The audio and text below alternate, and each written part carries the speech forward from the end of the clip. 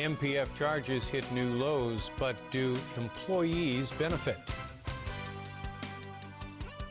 More trouble facing localist lawmakers. And South Korean authorities raid Samsung offices over influence peddling scandal.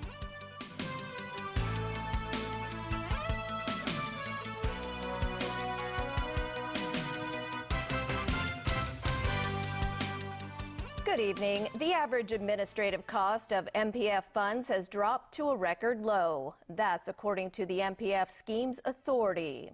And it warns that funds with higher administrative fees don't always generate better returns. Rachel Lung has our top story. The Mandatory Provident Fund Schemes Authority today unveiled its report on MPF fees, charges, and expenses. It found that the average fund expense ratio, or FER, which is the administrative cost of all MPF funds, stood at 1.56% as of October 2016. That's a drop of 24% from 2007. The pensions regulator believes it could drop further to below 1%. Take into the consideration of the benefits of the members of all the different funds involved. We would like to have it minimized as much as we could, given that there has been some restricted level of fees in respect of the two DIS funds. Hopefully, I guess, with the benefit of the time and the effort required to make it smooth running, the ultimate level of the average FER could be even lower. The Conservative Fund, which is considered a low-fee fund, saw the biggest drop in administrative costs of 50%. Up until June this year, the number of funds with an FER of 1.25% or below in the MPF market increased to 154. That's 12 times more than in 2008. The report also found that some employees didn't mind paying a higher administrative fee as long as the fund delivered better returns. If you look at the data a little bit more closely, for certain types of funds, it suggests the opposite, which is that the higher the fees, the lower the returns. If you take a fee out, that reduces the return. If the fee is higher, then the net return is going to be lower. So all other things being equal, the higher the fee, the lower return. The authority urged scheme members to manage their MPF accounts proactively and consider fund fees when making investment decisions. Rachel Ling, TVB News. Pro-establishment lawmaker Paul Jie wants localist legislator Cheng Chung-tai censured. Jie accuses him of violating the Basic Law during a LegCo meeting. And another localist, Lau Siu-lai, is feeling the heat over oath-taking. Caleb Leung has more. Pro-establishment lawmakers are stepping up their campaign against their non-establishment peers. Paul Jie has sent a letter to House Committee Chairman Starry Lee proposing a motion during next month's full council meeting to censure Cheng Chung-tai of civic passion. During a LegCo meeting last month, Chang placed national and SAR flags upside down on the seats of some pro-establishment legislators. Chang also ignored the LegCo president's order to leave the chamber. Jie accuses him of violating Article 104 of the Basic Law, which requires lawmakers to swear allegiance to the SAR. Chang says he is not worried about the case. He also urged pro-establishment lawmakers not to continue with their Communist Party-style power struggle. Both the Federation of Trade Unions and the Democratic Alliance for the Betterment and Progress of Hong Kong voiced support for Jie's motion. Wong Kwok-kin of the FTU also urged the government to file a judicial review over Lau Siu-lai's oath-taking. He says he is dissatisfied with the LegCo president for allowing the democracy groundwork lawmaker to take the oath for a second time. Lau said she is not worried. She also said she has given half of her lawmaker's salary to 3 non-profit organizations as promised during her campaign. Meanwhile, Secretary for Constitutional and Mainland Affairs Raymond Tam says the government is still considering what follow-up actions to take after the Basic Law interpretation. Caleb Leung, TVB News. Lawmakers today approved the setting up a select committee to look into the controversial departure of top graft buster Rebecca Lee. Lam Chuk Ting of the Democratic Party and Dennis Kwok of the Civic Party presented a petition to set up the committee. It had the support of 24 non-establishment lawmakers. The committee will look into why ICAC Commissioner Simon Pe terminated Lee's role as acting head of operations. There have been reports Lee's dismissal was related to her investigation into a $50 million payment given to the chief executive by Australian firm UGL. The latest audit report has urged the hospital authority to better manage non-essential drugs given to patients at hospitals. Meanwhile, the funding body of local universities is under pressure to spend public money in an accountable way. Adam Hsu tells us more. Acting on the World Health Organization's concept of essential medicine, the Hospital Authority introduced the HA Drug Formulary, or HADF scheme, in 2005 to allow patients access to safe and cost-effective drugs listed on it. While non-HADF medicines can be prescribed where necessary, the Audit Commission has found there are no clear guidelines on that. For one thing, how much do patients pay for these drugs? In the past year, more than 96% paid a discounted price, while the rest had to bear the full cost. The auditor noted, for even the same clinical conditions treated at the same hospital, patients can pay different prices for the same drug. The auditor also found almost 3/4 of these non-listed medicines are not registered in Hong Kong, which means they haven't been proved as effective and safe by the Drug Advisory Committee.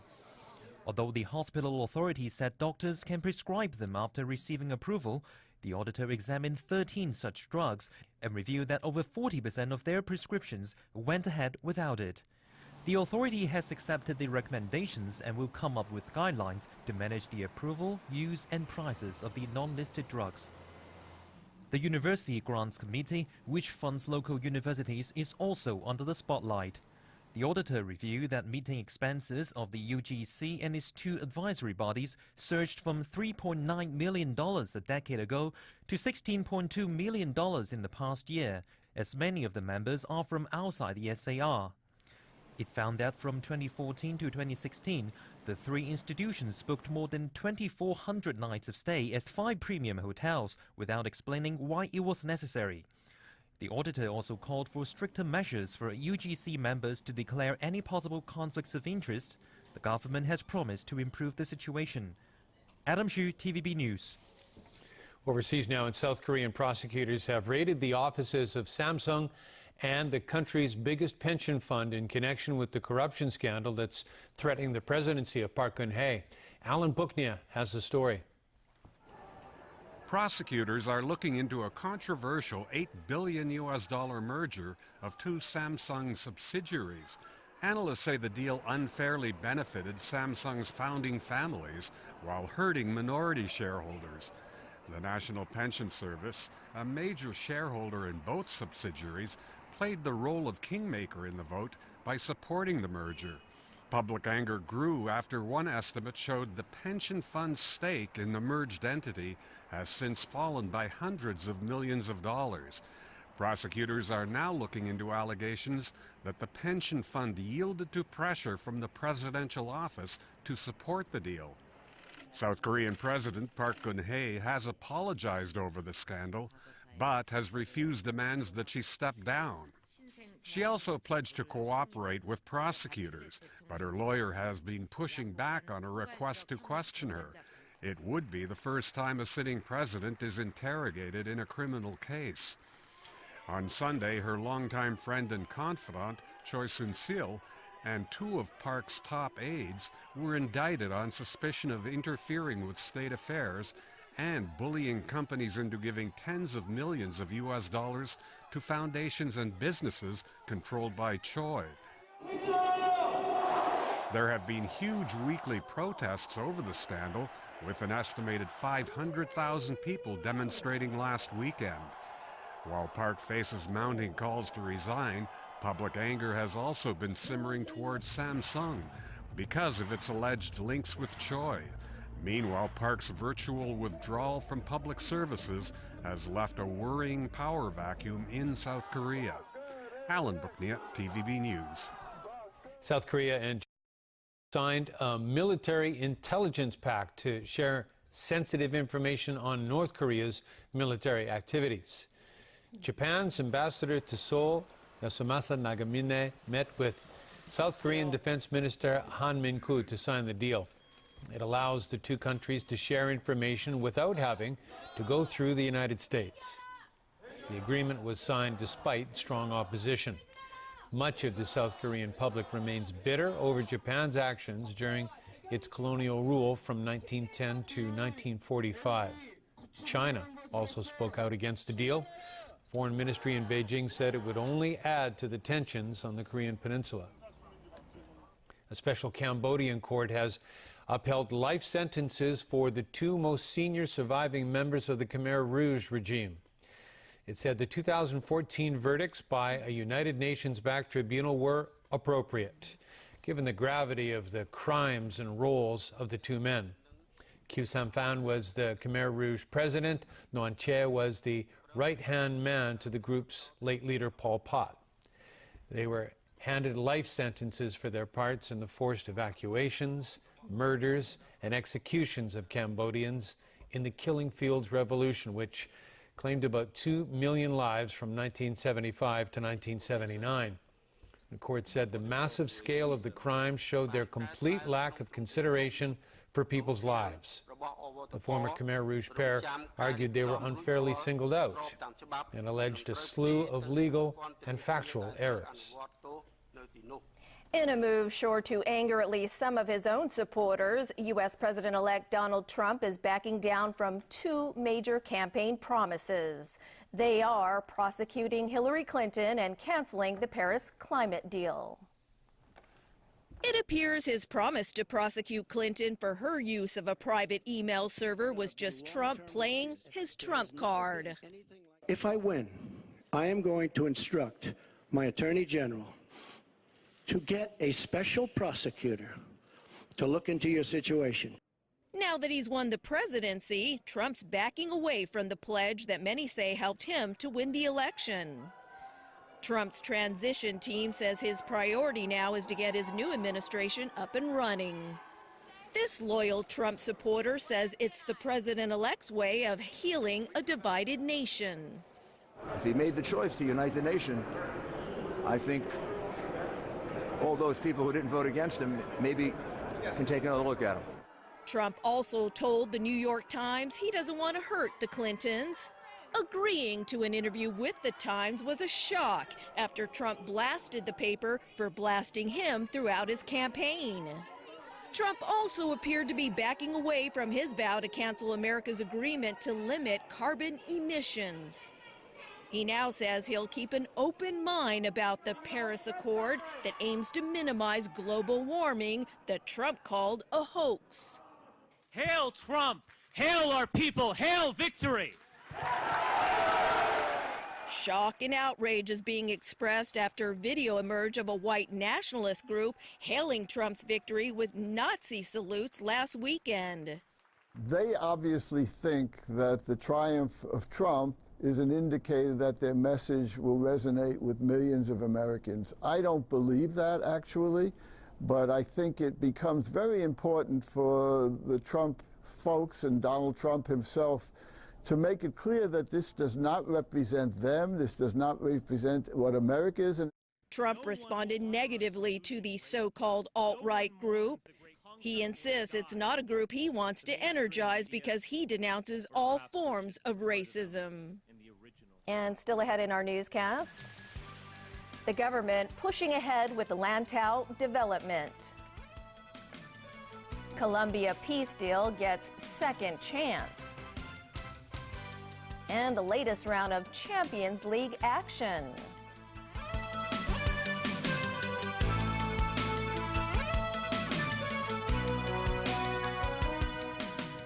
Welcome back. The government wants to set up a new office to coordinate development projects on Lantau. And as Elmi Lung reports, there are growing calls to build a monorail system in Tung Chung to try to ease traffic congestion. Many would be familiar with North Lantau, which houses the airport and Disneyland. While that area may be further developed into a commercial hub, the government intends to keep the southern parts untouched for conservation purposes. The Civil Engineering and Development Department is preparing to set up the Sustainable Lantau Office to oversee developments on the entire island. It will study ways to improve traffic, such as looking into the possibility of a monorail system in Tung Chung to ease traffic congestion. Also, the likelihood of building a trunk road connecting North and South Lantau, and whether a coastal highway linking Tung Chung and the scenic fishing village of Tai O is warranted. Some favor the monorail system in Tung Chung, particularly when there are plans to expand the area and boost the local population to about 270,000. At the same time, by the airport area, with the boundary facility for the Hong Kong-Zhuhai-Macau Bridge, I think it's important to make it more convenient for the residents to be able to commute to this airport region with a lot of new job opportunities. The government aims to complete the study on Lantau traffic by mid-2018. Elmi Long, TVB News. A meeting on regulating working hours has again ended without consensus between employers and employees.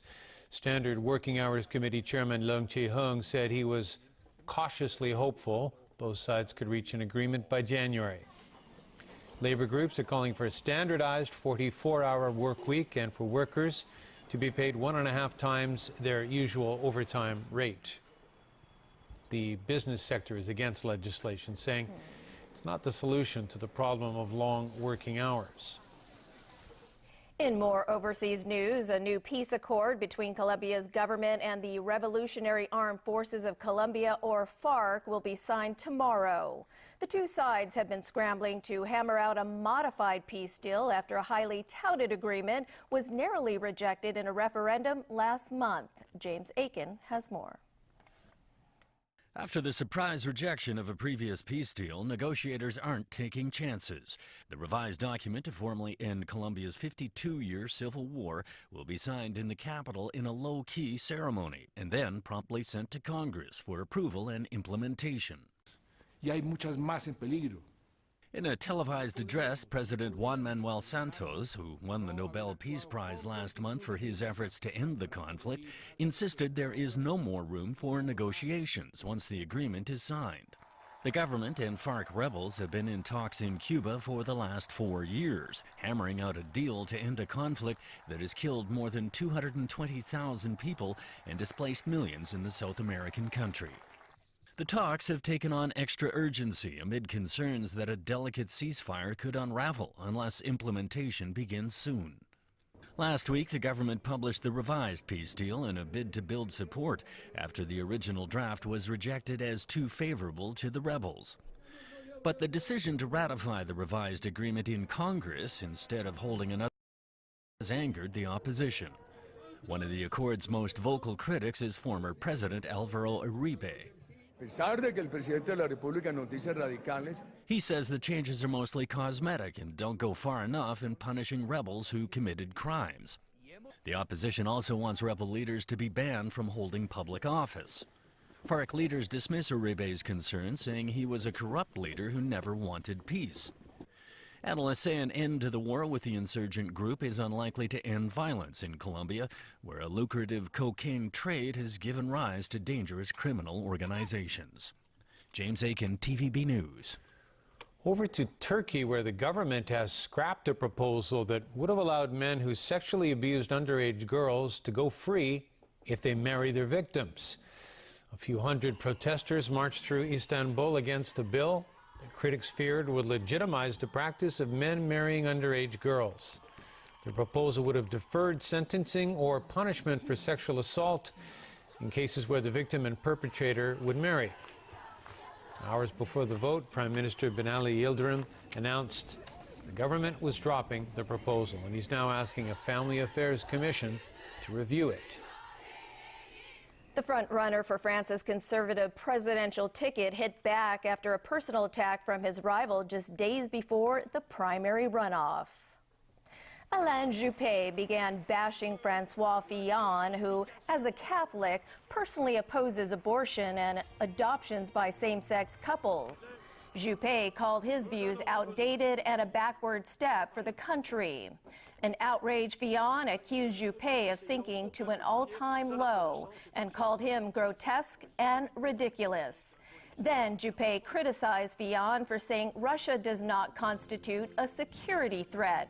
But Fillon said he's not soft on Russia. He just needs them as an ally to fight Islamic State. All right, Chris, over to you for sports. Yeah, some champions.